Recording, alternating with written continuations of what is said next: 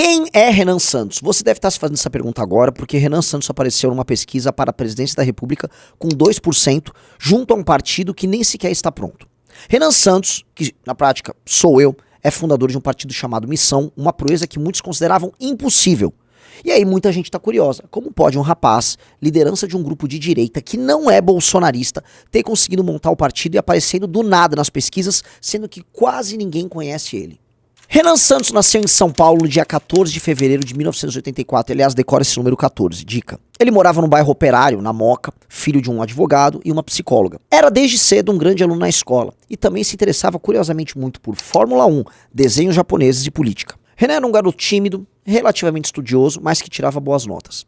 Com base nisso, conseguiu passar na faculdade de Direito mais difícil do Brasil, na Faculdade de Direito da USP. Lá ele desenvolveu o gosto pela política, a vontade de alterar a realidade ao redor dele e a criar grupos. Sim, já naquela época, com coisa de 20 anos, Renan fundou seu primeiro partido político. E uma curiosidade, ele organizava eventos um tanto quanto estranhos, a ponto de levar o Henrique Cristo. É isso mesmo que você está vendo, o Henrique Cristo na faculdade para fazer uma palestra. Na época que Renan tomou inclusive um golpe dos seus colegas no partido que fundou na faculdade. Olha só como a política é cruel. Ele abandonou a faculdade e foi trabalhar junto com seu pai em um grupo de empresários.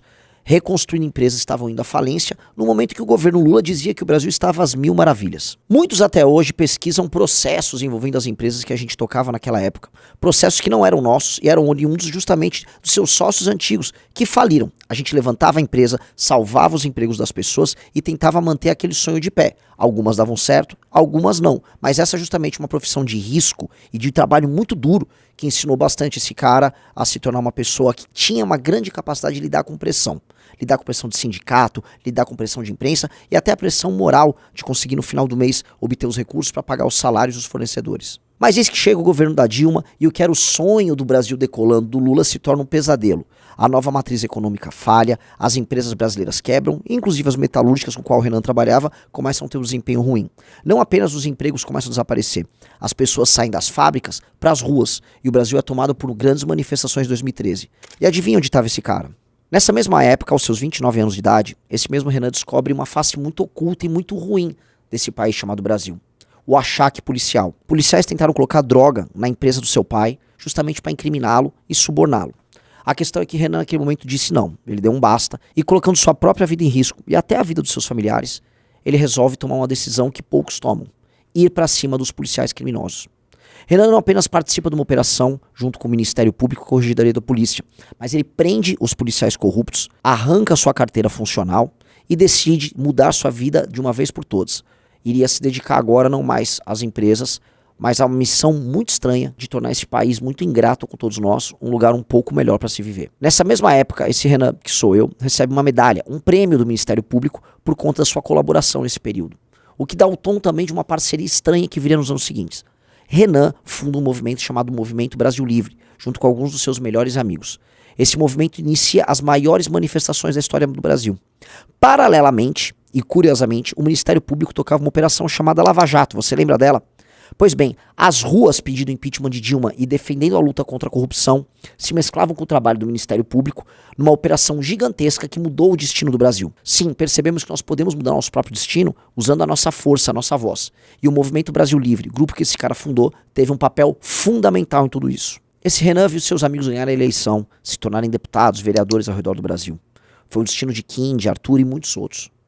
Ele, porém, manteve um papel de construtor de grupo. Articulava suas peças, montava redes sociais, administrava o orçamento que à época era pequenininho do Movimento Brasil Livre. E também era o maior alvo das críticas. A imprensa o atacava, matérias estranhas e mentirosas surgiam.